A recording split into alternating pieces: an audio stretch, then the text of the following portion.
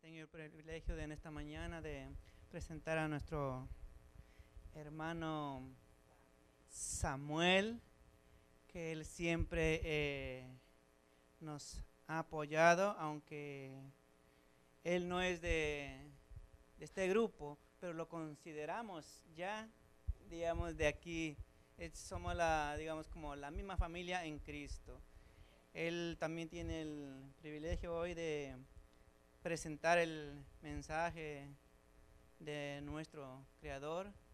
Esperamos que en esta mañana Dios pueda utilizarlo como un instrumento de Él, y que ojalá que sus palabras sean las palabras de nuestro Dios, que nos hable en esta mañana, y que el mensaje pueda ser un mensaje edificante, que todos podamos salir llenos del Espíritu Santo.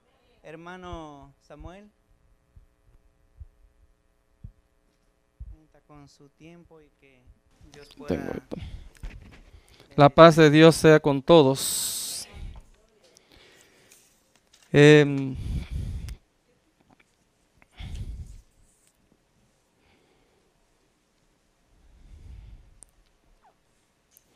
Seguimos lo que es un patrón, como está en la Biblia.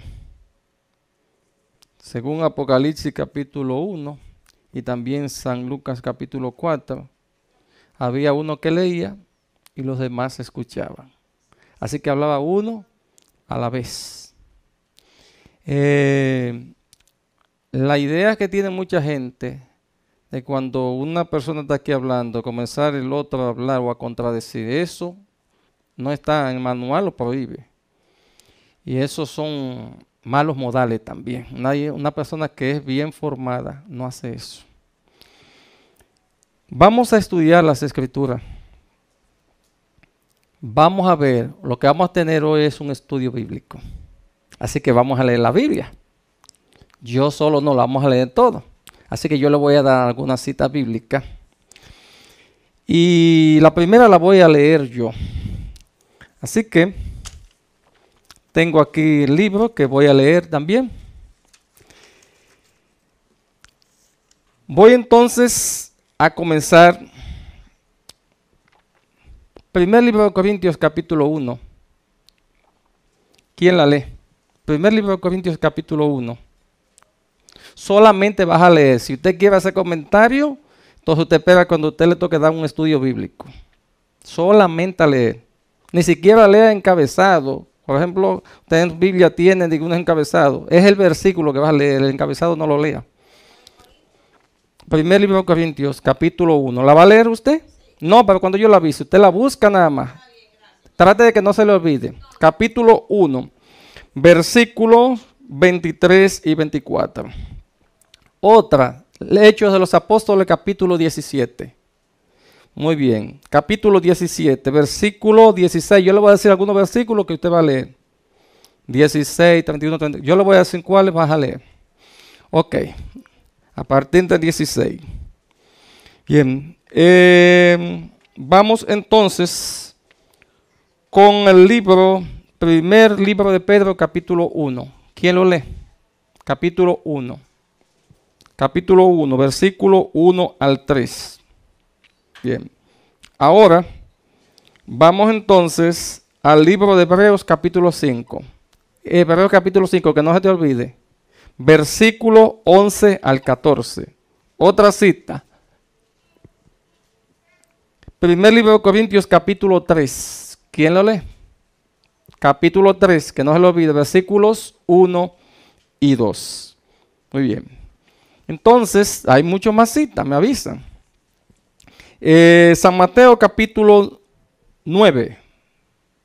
San Mateo, capítulo 9, versículos 35 y 36.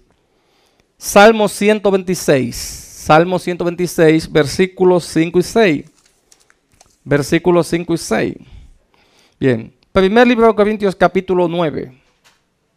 Primer libro de Corintios capítulo 9, usted allá. Versículo 19 hasta el 23. Ok.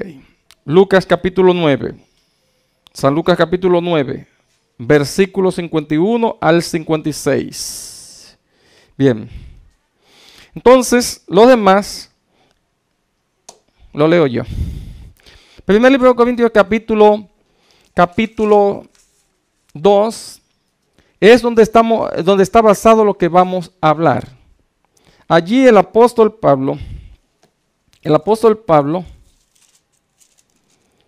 dice de esta manera: así que, hermanos, cuando fui a vosotros para anunciar el testimonio de Dios, no fui con excelencia de palabras o de sabiduría, pues me propuse no saber entre vosotros cosa alguna, sino a Jesucristo y a este crucificado. Oremos. Padre amado, que mueve las alturas de los cielos, gracias en estos momentos porque nos da la oportunidad de abrir la Santa Biblia. Pedimos tu dirección, tu bendición. Perdona nuestra falta, nuestro pecado, Señor. Te pedimos ahora que abra nuestros entendimientos y que nos dé el Espíritu Santo y que nos haga fieles misioneros. En el nombre de Jesús. Amén. Lo que Pablo habla es que se propuso, como vamos a ver, para predicar a Cristo y a este crucificado. Ahora, ¿de qué está hablando Pablo? Pablo está hablando de una de las ciudades de Grecia llamada Corinto. Pablo le escribe entonces a la iglesia que está en Corinto. Pablo había tenido un problema en Atenas, como lo vamos a ver en el capítulo 17 del libro de los Hechos. Y allí, el hombre muy docto, muy preparado, se encontró con gente que sabía mucha filosofía, pero no conocían al verdadero Dios. Si ustedes se leen el capítulo 17 de Hechos, se dan cuenta que allí la gente procuraba todos los días escuchar cosas nuevas. En su cultura, como estaba ahí, como se estaba desarrollando, y Pablo se enfrentó ante eso. Entonces, ¿qué dice? Que no fue a ello con sabiduría humana, sino que se propuso predicar a Cristo, porque él empleó lo que era la sabiduría humana, porque se estaba entrando con sabio allí. Y yo le voy a leer aquí en este libro, para que se den cuenta cómo actuó el apóstol Pablo, su fracaso y después su éxito en este caso. Así que el centro del mensaje de la salvación, ¿quién es? Cristo es. ¿Y qué significa la palabra Jesús? Salvador. ¿Qué significa? Salvador. ¿Y Cristo qué significa? No. Viene, se hace la transliteración del hebreo Mesías, Mashiach. Al griego es Cristo. Al español Mesías del griego y del hebreo, y del griego al español es Cristo. ¿Qué significa qué? Significa el ungido del Señor. Apréndase eso. Jesús significa Salvador y Cristo o Mesías significa el ungido del Señor. El único, que no hay más. Para que no caigan en el error, que aquí yo lo he dicho varias veces. Bien. Entonces, Jesús es el centro de la salvación. ¿Qué dice Juan 14:6? Yo soy el camino, la verdad y la vida. Así que Jesús es las tres cosas: camino, verdad y la vida. Pero también Jesús dice que la Biblia es la verdad. Dice también David, santifícalo en tu verdad, tu palabra es la verdad. Pero la ley también es la verdad. Os lo dice. Bien. Pero la verdad es una persona que se llama Jesús. Así que cuando se le daba instrucción a María sobre el nombre que había de ponerle al hijo que iba a nacer engendro del Espíritu Santo, dijo, Mateo 1:23, y llamará su nombre Jesús, porque él salvará a su pueblo de su pecado. ¿Cuál es el problema que tenemos nosotros? No es el pecado, es el pecado. De ahí viene todo, del pecado. Inmediatamente el hombre cae en pecado, cambia todo.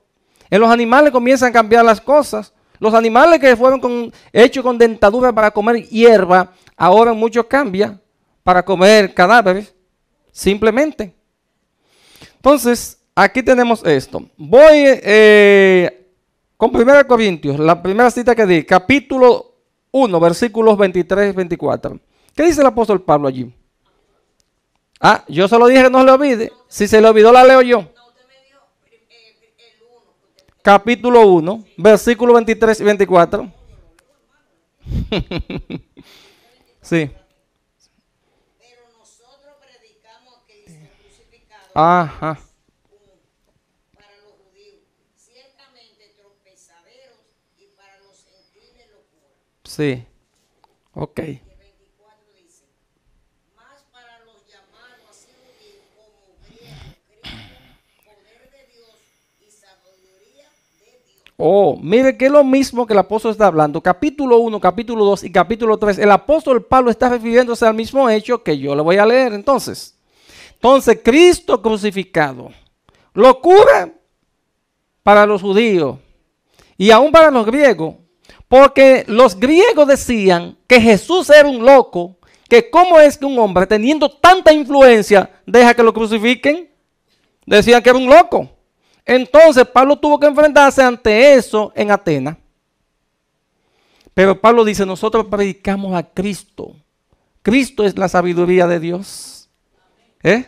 No es lo mismo ser inteligente que ser sabio. Dios le dio sabiduría a Salomón, pero cuando se corrompió a Dios sabiduría. Ahí está. Cuando usted quita los ojos de Jesús, usted no es ningún sabio, porque usted le está sirviendo a Satanás. Eso fue lo que hizo Salomón por muchos años, se entregó a Satanás. Hasta que después de un viejo se arrepiente y entonces reconoce que todo es vanidad. Y escribe Eclesiastés, vanidad de vanidades, todo es vanidad, dijo el predicador. ¿Qué cosa? Esa es la realidad. Vamos a ver entonces. Nosotros predicamos ¿a quién? A Cristo crucificado. Bien. Vamos a ver entonces, ¿de dónde se extrae todo esto? Hechos de los Apóstoles, capítulo 17. A quien yo se la di. Vamos a leer allá. Hechos de los Apóstoles, capítulo 17. Versículo 16. Mientras Pablo los esperaba en Atenas, su espíritu se enaltecía viendo la ciudad entregada a la idolatría. Oiga bien, se enardecía, se le llenaba, ¿entienden? Cuando vio la ciudad, no, vas a leer varios versículos. Quédate de pie. Agárralo ahí para que no se sienten. Se enardecía viendo la ciudad entregada a la idolatría. Vamos a ver la prudencia de Pablo. Siga leyendo. Así que discutía en la sinagoga con los judíos y piadosos, en la plaza, cada día con los que concurrían. Y algunos filósofos de los Epicúreo y estoico. Estoicos disputaban con él, y unos decían, ¿qué querrá decir este palabrero? Y otros, parece que es predicador de nuevos dioses, porque les predicaba el evangelio de Jesús y de la resurrección. Y tomándole le trajeron a él, y le trajeron al Areópago diciendo, ¿podremos saber qué es esta nueva enseñanza de que hablas? Pues traes a nuestros oídos cosas extrañas. Queremos pues saber qué quiere decir esto, porque todos los atenienses y los extranjeros residentes allí en ninguna otra cosa se interesaban, sino que decir o en oír algo nuevo. Entonces Pablo, puesto en pie en medio del Areópago, dijo, varones atenienses, en todo observo que sois muy religiosos, porque pasando y mirando vuestros santuarios, hallé también un altar en el cual estaba esta inscripción: al Dios no conocido. Al ver que vosotros adoráis, pues, No, corrige. al que vosotros Adoráis sin conocerle. pues sin conocerle, es quien yo os anuncio. Ok. El versículo 16 y 17 señalaba que Pablo se enardecía al ver tanta idolatría. ¿Y qué dijo Pablo? Ustedes son idólatras, le dijo, ¿verdad que sí? ¿Le dijo eso? No. Hay que tener tacto. No. Más adelante ahora es cuando él comienza a predicar abiertamente, le dice, veo que ustedes son muy religiosos. Está usando la cabeza. Si dice que ustedes son idólatras, ¿tiene éxito? No. Dicen, veo que ustedes son muy religiosos. Porque pasando por uno de esos lugares encuentra una escritura que dice, al Dios no conocido. Entonces se aprovecha la debilidad. A ese Dios es a quien yo predico. Lea ese versículo 31 o 34. Por cuanto ha establecido un día en el cual juzgará al mundo con justicia por aquel varón a quien designó, dando fe a todos con haberle levantado de los muertos. Pero cuando oyeron lo que... Leas el 30, leas el 30. Pero Dios, habiendo pasado Nótese bien. por alto los tiempos de esta ignorancia, ahora manda a todos los hombres en todo lugar que se arrepientan. Amén, ya. Así que Jesús, Pablo, ¿a quién presentó ahí? A Cristo. ¿Sabe una cosa? Un día fue un muchacho, un colportor, a una casa, a un lugar de una gente muy católica que yo conozco. Y había en ese entonces, hace muchos años atrás, la imagen del Papa Juan Pablo II. Y cuando él entró a la casa, ¿qué usted cree que hizo? La gran yegua. Y lo echaron de una vez. No toda la verdad se dice. Ok.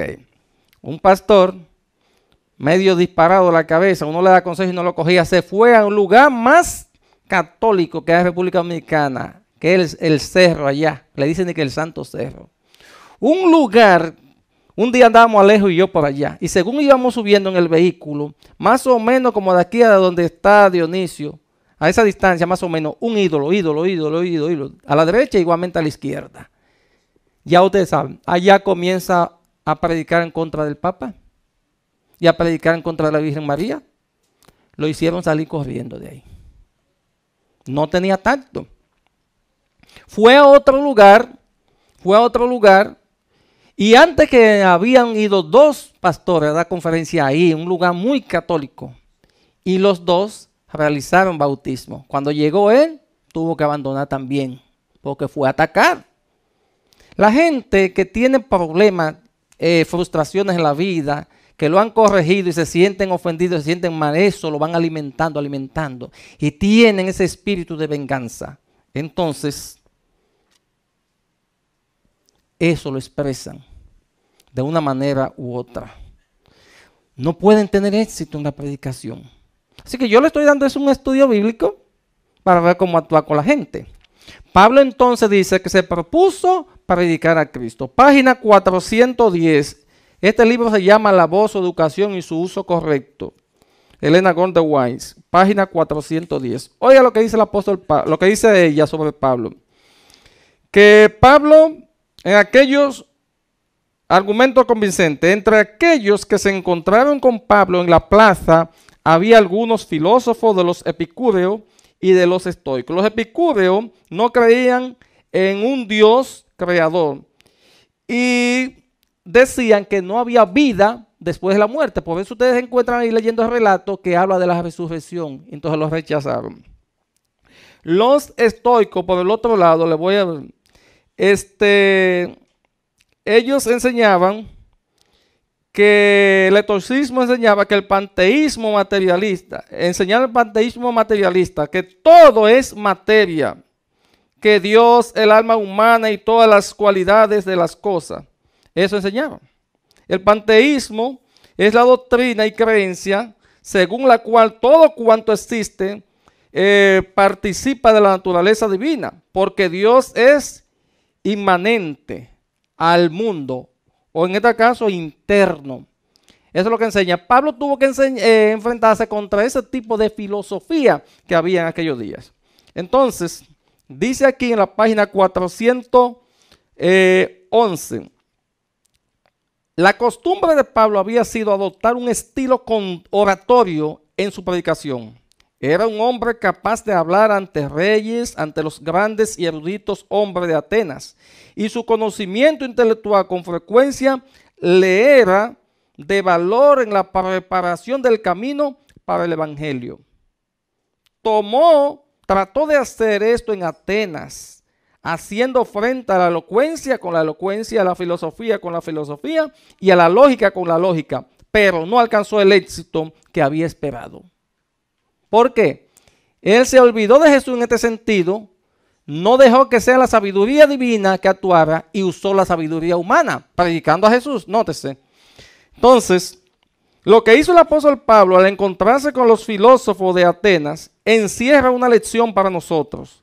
Al presentar el evangelio ante el tribunal del Areópago, Pablo contestó a la lógica con la lógica, a la ciencia con la ciencia, a la filosofía con la filosofía. Los más sabios de sus oyentes quedaron atónitos. No podían rebatir las palabras de Pablo, pero este esfuerzo dio poco fruto. Escasos fueron los que aceptaron el evangelio, y ustedes lo ven al final de ese capítulo. En lo sucesivo, Pablo adoptó un procedimiento diferente. Prescindió de complicados argumentos y discusiones teóricas, y con sencillez dirigió las miradas de hombres y mujeres a Cristo, el Salvador de los pecadores. Escribiendo entonces a los corintios acerca de su obra, entre ellos dijo: así que, hermanos, cuando fui a vosotros, no fui con altivez de palabra o de sabiduría a anunciaros el testimonio de Cristo, porque no me propuse saber algo entre vosotros, sino a Jesucristo y a este crucificado. Y ni mi palabra ni mi predicación fue con palabras persuasivas de humana sabiduría, más con demostración del Espíritu y de poder, para que vuestra fe no esté fundada en sabiduría de hombre, más en el poder de Dios. Fin de la cita. Y puedo decirle muchas cosas. El asunto está cómo nosotros enseñamos, cómo nosotros predicamos. Cuando una persona se pone la mano de Dios, deja que el Espíritu de Dios hable por él. ¿Recuerdan ustedes a Juan el Bautista? Capítulo 13 de San Mateo. Juan estaba predicando allí. El mismo Jesús dio testimonio de él, que de entre los nacidos de mujer no había otro más poderoso que él. Y así mismo fue. Juan tenía el Espíritu del Señor. Fue fuerte con muchos que se le acercaron. Y dice el mismo Espíritu de profecía en el libro Consejo para la Iglesia, que si él hubiese adoptado otro método, hubiese tenido más éxito en la predicación. Así que ustedes ven desde el capítulo, versículo 1 hasta el 12, ven la predicación de él. Más adelante señala que detrás de él venía uno, del cual él no era capaz de desatar la correa de su zapato, que era más poderoso que él, y que él predicará con Espíritu Santo y fuego, refiriéndose a Jesús. Así que Juan el Bautista también presentó a Jesús, el que iba a resolver el problema de la humanidad, simplemente. Entonces Pablo, cuando se da cuenta de lo que hace, comprende que no había tenido éxito, entonces se propuso predicar ¿a quién? A Cristo y a este crucificado. No podemos presentar otra cosa. Vamos a ver por qué. ¿Qué es lo que encierra todo esto? Hebreos capítulo 5. Hebreos capítulo 5, versículo 11 al 14. Mira lo que dice el apóstol Pablo. Acerca de esto tenemos mucho que decir y decidí de explicar, no por cuanto os habéis hecho tardos para oír, porque debiendo ser ya maestro, después de tanto tiempo, tenéis necesidad de que se os vuelva a enseñar cuáles son los primeros rudimentos de la palabra de Dios. Y habéis llegado a ser tales que tenéis necesidad de leche y no de alimento sólido. Y todo aquel que participa de la leche es inexperto en la palabra de justicia, Ok. Pablo está presentando del capítulo 5 de Hebreos, desde el principio, el problema que tiene el pueblo. Recuerda que Hebreos fue un libro escrito para mostrarle especialmente a los judíos que el cumplimiento de las leyes, todo lo que ellos hacían en el sistema antiguo, en el antiguo sistema cultico que realizaban los hebreos, entonces se cumplía en Jesús. Pablo entonces habla de que ahora, en vez de ser experto en la palabra, hay que volver a enseñarle. ¿Por qué? Porque habían estado en su pecado. Habían olvidado los primeros rudimentos. Rudimentos del griego etoikea, que significa elemento o principios fundamentales. O sea, la primera enseñanza que se le da a una persona. Eso es. Pablo habla de eso en capítulo 5 de Gálatas también. Ahora vamos al primer libro de Corintios capítulo 3, versículo 1 y 2. Primer libro de Corintios capítulo 3, versículo 1 y 2.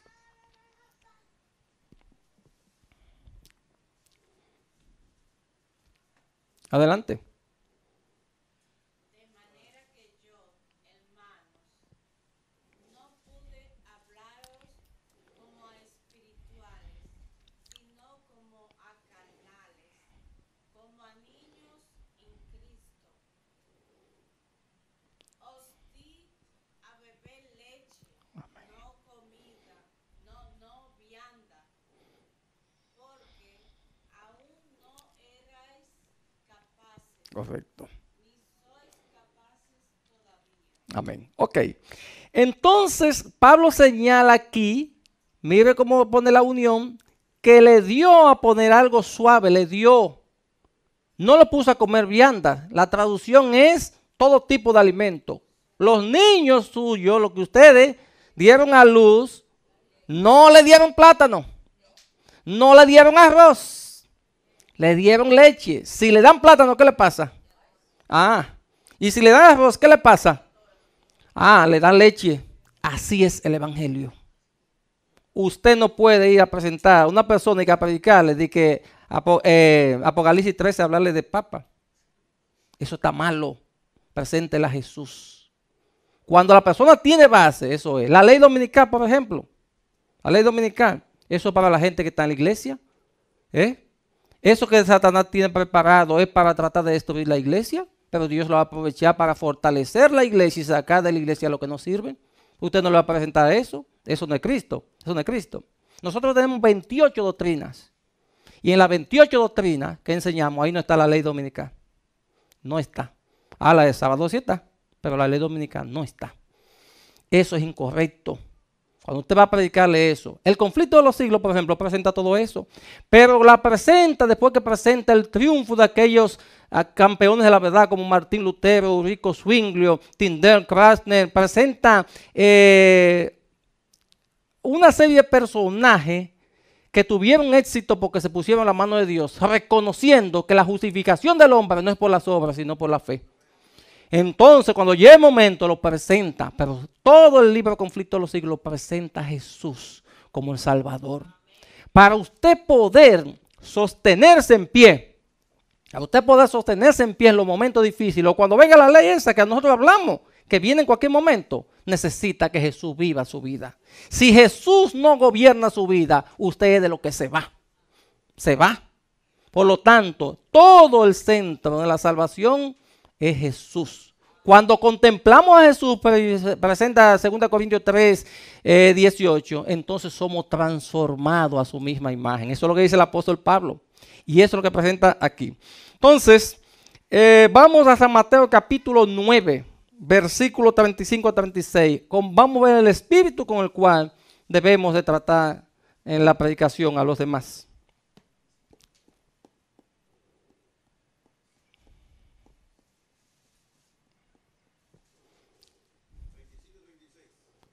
Adelante, versículo 35 y 36, San Mateo 9.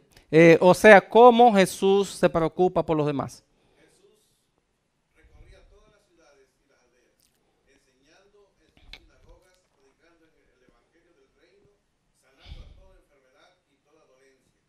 Y cuando vio a las multitudes, tuvo compasión de ellas, porque estaban acosadas, desamparadas, como ovejas que no tienen pastor. Amén. Así que Jesús tuvo compasión pasión. ¿Recuerdan ustedes, tanto en capítulo 23 de San Mateo como capítulo 19 de Lucas, que Jesús lloró sobre Jerusalén? ¿Ustedes recuerdan eso? ¿Por qué lloró Jesús? ¿Por qué lloró? Jesús ahí mismo profetizó lo que le venía a esa ciudad. Él dijo que le iban a acercar y que lo iban a matar. Y cuando llegó el sitio de Jerusalén, que se produjo el segundo sitio, que fue en el año 70, el primero en el 69, el segundo en el 70, entonces murieron más de 1 millón de judíos. ¿Por qué murieron ahí? Porque rechazaron a Jesús. ¿Y qué es Jesús? El camino, la verdad y la vida. En la iglesia hay mucha gente que está rechazando a Jesús diciendo que son cristianos, porque quieren vivir una vida mundana. Y eso no es así. Y como rechazan a Jesús, entonces se van a perder. ¿Quiere Jesús que se pierdan? No. Pues escrito está: si oyereis hoy su voz, no endurezcáis vuestro corazón, como en el día de la provocación. Obedece al Señor cuando Él te llama. Si tú estás con un pecado en tu vida, estás luchando con algo, rompe, porque la fuerza de la voluntad que Dios te dio tiene que dominar. Cuando tú hagas tu parte, entonces tú tendrás el poder del Señor para mantenerte sin pecar. Primer libro de Pedro, capítulo 1, a quien yo se lo di, versículo 1 al 3.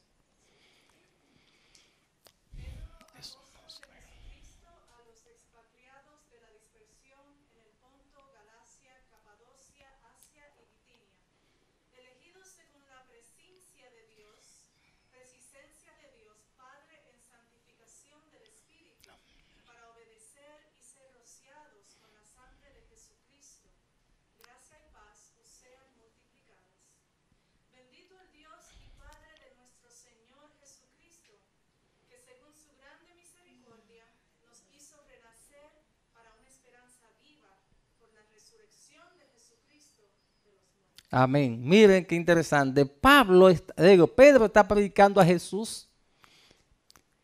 Nos muestra cómo él dice: bendito sea Dios y Padre, que dio a Jesús. Entonces nos hizo renacer en una esperanza viva. El hombre cayó en pecado y fue condenado a la muerte. Y el mismo apóstol Pablo dice en Romanos 3, por cuanto, dice el versículo 23, todos pecaron y están destituidos de la gloria de Dios. Inmediatamente el hombre pecó, ya no hay nada bueno. Pero en Jesús tenemos todo bueno. No dijo Jesús a Nicodemo: porque de tal manera amó Dios al mundo, que dio a su Hijo unigénito, para que todo aquel que en Él cree no se pierda, mas tenga vida eterna. Hay muchos hogares ahora sufriendo. Yo no sé la situación de nadie, ni de la de ustedes. Pero oigan, en estos instantes mientras yo hablo, hay mucha gente que está en angustia. Hay gente que lo que ha decidido es quitarse la vida y se la quitarán. ¿Cuántos en el mundo? Yo no sé. Entonces el Señor nos manda a nosotros para ir donde ellos, a presentarles la única solución que tiene el ser humano, que se llama Jesús. Eso es lo que tenemos que hacer. Cuando usted ve a una persona haciendo algo malo, no la ataque. Eso está malo. Eso está malo. La Biblia presenta un método correcto.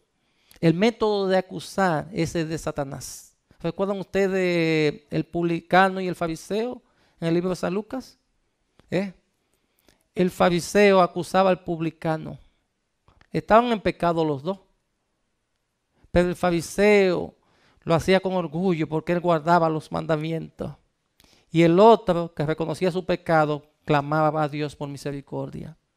Resulta que el último fue justificado delante de Dios. El primero, condenado. Cuando nosotros acusamos gente en la iglesia porque están en algún pecado o que están enseñando, no, eso no es el método que enseñó. Váyanse a Gálatas 6, versículos 1 y 2. Ahí lo dice. Y váyanse a Mateo capítulo 18, versículos 15 a 18.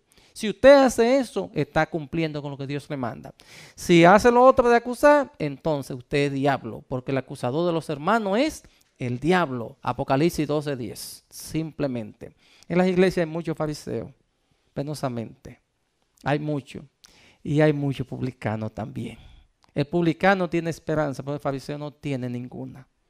El fariseo fue quien cambió la ley de Dios, que le agregó lo que Dios no puso, que puso carga al pueblo que ellos no podían tocar, no tocaban ni con un dedo de tan grande que eran, creyendo ser más santos que Dios. Cuando nosotros somos acusadores dentro de la iglesia, o somos fanáticos, somos legalistas, estamos haciendo lo mismo. No podemos caer en ese error. Debemos conocer a Jesús. Si yo vivo en Jesús, si Jesús vive en mí, yo no peco. Porque todo aquel que tiene esa esperanza puesta en Él, se purifica así como Él es puro. Esa es la realidad. Y esa es la verdad que tenemos que conocer. Salmo 126, versículos 5 y 6. Adelante.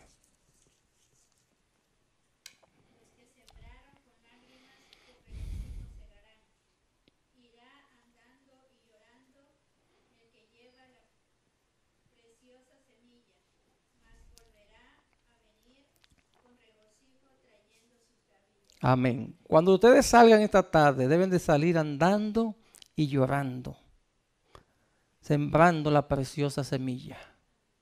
Pero a través de un tiempo, si son fieles haciendo la voluntad de Dios, van a tener regocijo.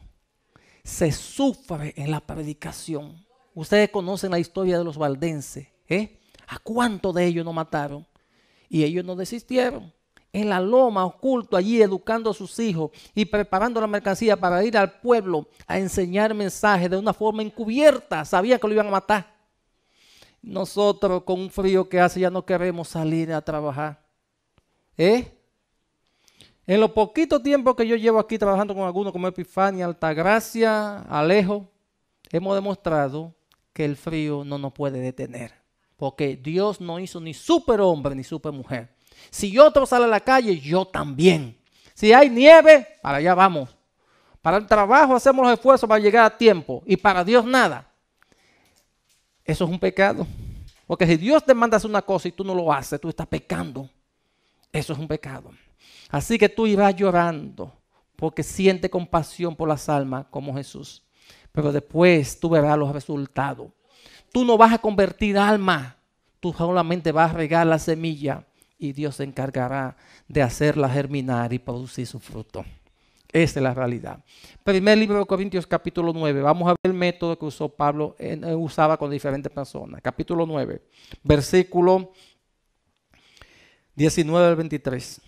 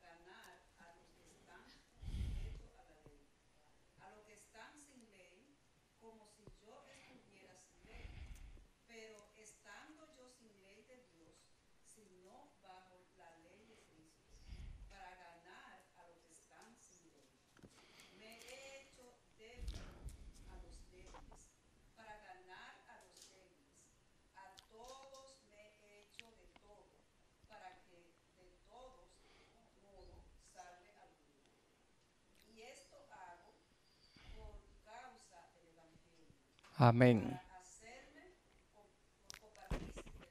Amén. Ok, hasta ahí. ¿Ven? Pablo, de acuerdo a la persona, se sujetaba a ellos. Ustedes saben que el camaleón, cuando se pega en un árbol, asume el mismo color del árbol. Claro, nosotros usamos el camaleón muchas veces para forma negativa. Pablo, por ejemplo, tuvo que reprender a Pedro en el libro de Gálatas porque cuando estaba con los judíos era judío y cuando estaba con los gentiles era con los gentiles. Y ahí hay un problema. No es eso lo que está contradiciendo aquí. Pablo señala cómo se adaptaba a la persona a fin de ganarlo para Cristo. Así que si la persona es idólatra, no la ataque a sus ídolos. No comete ese error. Si la persona es adúltera, no la ataque. Simplemente presenta a Jesús como Salvador.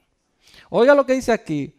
Este libro, La Voz, Educación, su uso correcto, página 34. Cristo crucificado. Hable de ello, ore acerca de ello, cante acerca de ello, y eso quebrantará y ganará corazones. ¿Qué es lo que va a romper y ganar los corazones? Hablar de Cristo crucificado, nada más. Dice, este es el poder y la sabiduría de Dios. ¿Cuál es el poder y la sabiduría de Dios? Hablar de Cristo crucificado. Ahora, cuando usted está hablando de Cristo crucificado, señala por qué murió Jesús. Y vamos a ver entonces lo que es el pecado. Y dice, ese es el poder y la sabiduría de Dios a fin de ganar almas para Cristo. Las frases formales, la presentación de puros temas argumentativos producen muy poco bien. Por eso es que aquellos que se apartan de Jesús, que lo que están acusando, nunca pueden llevar un alma al Señor. Por eso es que los reformados fracasaron, porque se apartaron del Señor y se dejaron usar por Satanás. Página 128. Oiga lo que dice. Presentar la verdad tal cual es en Jesús y las exigencias de la ley y del evangelio con claridad. Presentad a Cristo, el camino, la verdad y la vida, y hablad de su poder para salvar a todos los que se alleguen a Él. El capitán de nuestra salvación está intercediendo por su pueblo, no como quien por sus peticiones quisiera mover al Padre a la compasión, sino como vencedor que pide los trofeos de su victoria. Cuando Jesús intercede por usted y por mí, es porque ya es algo justo. Y le dice, Padre, haz esto, y el Padre tiene que hacerlo. Eso es lo que nos dice aquí esa cita. De manera que en Jesús nosotros lo tenemos todo. Hechos de los Apóstoles, capítulo 2, presenta allí el mensaje cuando los apóstoles del Señor estaban predicando. ¿Saben de qué hablaban ese entonces en la predicación? ¿Qué hizo Pedro? ¿Y los demás? Ellos hablaban de Cristo y ellos hablaban de una profecía, que era la profecía que tenía que ver con el primer advenimiento de Jesús, que se cumplía todo en Él. Cuando le preguntaron, varones hermanos, ¿qué haremos? ¿Qué haremos? Entonces Pedro le manda a que se arrepientan, a que se bauticen, y entonces recibirían el perdón de los pecados y el don del Espíritu Santo. Ellos reconocieron sus pecados, pero le presentaron a Jesús como el Cordero de Dios que quita el pecado del mundo. Esteban, capítulo 7 de Hechos. Allí Esteban presentó a Jesús como el modelo. Y cuando le dije, escucharon hablar de Jesús, y que dijo que lo veo a la diestra del Padre, veo al Hijo del Hombre. Esa gente se pusieron frenéticos. ¿Qué hicieron con Esteban? Lo mataron porque es que ellos no aguantaban la santidad de Jesús. Y en la iglesia sucede lo mismo. Cuando hay gente que se quiere santificar, hay algunos que quieren hacer daño. En la iglesia hay dos extremos. Dos extremos. Los que son muy mundanos, que están perdidos, y los que son extremistas derecha, que quieren pasarse de lo que Dios nos mandó, también están perdidos. Pero los que son equilibrados, o sea, los que están en el centro, que están siguiendo a Jesús, esos son pocos, pero esos van para el reino de los cielos. Esa es la realidad. Así que no sé extremista, sé cristiano. Tú eres cristiano cuando haces lo que Jesús te mandó. Cuando tú ves a alguien que peca, no lo acuse, no lo insulte. Ve calladito y ayuda a resolver el problema. Cuando tú tengas que salir a predicar, lleva a Jesús como el Cordero de Dios que quita el pecado del mundo. Y tú verás que vas a tener éxito. Muchos te van a rechazar, la mayoría, porque así está escrito. Pero los que son de Dios, la palabra de Dios oyen. Jesús terminó en esto. Mateo 11, 28. Jesús dijo, vengan a mí todos los que están trabajados y cargados, que yo os haré descansar. Tú tienes una carga de pecado, hay algo que te preocupa, hay algo que te quiere sacar del camino de vida eterna, preséntaselo a Jesús. Tú tienes que tomar la decisión de obedecer. Cuando tú lo hagas, entonces el Señor te va a dar su poder. No importa, yo sé que cada uno tiene su problema, cada uno lo tiene.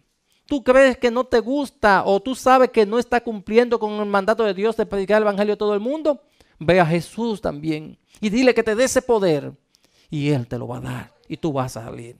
Esa es la realidad. Fuera de Jesús no hay nada. Así que vamos a predicar. Oigo que tienen una actividad para esta tarde ahí, pero eso no puede ser para esta tarde. Eso debe ser fijo. Fijo predicando, porque la predicación no toma descanso. Hay que predicar constantemente y hay que predicar de noche. Mientras usted esté en su casa, allí sentado, piense cuántas almas se están perdiendo. Salga a predicar. Salga como salimos nosotros de noche. La empleamos predicando a Cristo crucificado. Por lo menos hay 2 personas que están aquí que se bautizaron. Y hay un grupo de interesados que están en eso. Pero están aquí, esa gente no se han ido. Y van creciendo en la gracia. Así que prediquemos al Señor Jesús. ¿Cuántos se proponen predicar a Cristo y a este crucificado? ¿Cuánto? Dios le bendiga y guarde a todos. Amén.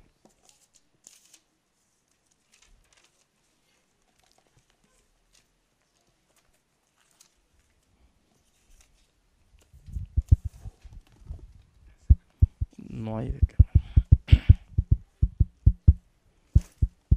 Eso no es. ¿Cuánto le dan las gracias a tu hermano Samuel? ¿Entendieron el mensaje? Tan clarito, ¿verdad? Tan clarito y bíblico. Le voy a dar 2 anuncios que se me pasaron en la mañana.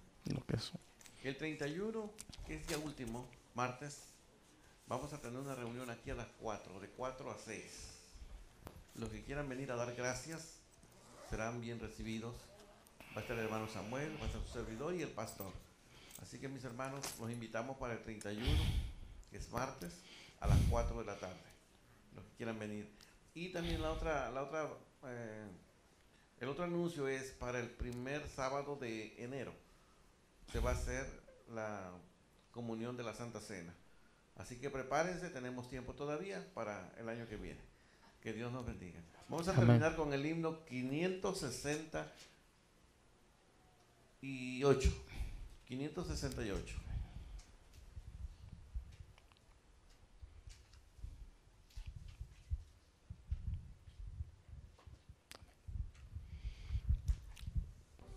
Oremos. Padre amado que mora en las alturas de los cielos, gracias Señor por las tantas bendiciones que hemos recibido de ti. Gracias por el privilegio que nos ha dado de ser portadores de la verdad a este mundo en tinieblas. Gracias Señor porque tú nos has llamado para que seamos misioneros, para que ayudemos a la salvación de las almas. Señor, gracias porque nos ha dado a Jesús. Gracias, Señor, porque Jesús murió en nuestro lugar. Te pedimos, Señor, que nos perdone, porque te hemos defraudado tantas veces. Perdónanos, Señor, por ser tan desobediente. Te suplicamos, Padre, que como iglesia nos capacite para hacer tu voluntad. Haz de esta iglesia una iglesia misionera. Levántala y bendícela, Señor. Dale tu Santo Espíritu. Bendícenos ahora en los alimentos también. En el nombre de tu Hijo Jesús lo pedimos. Amén. Amén.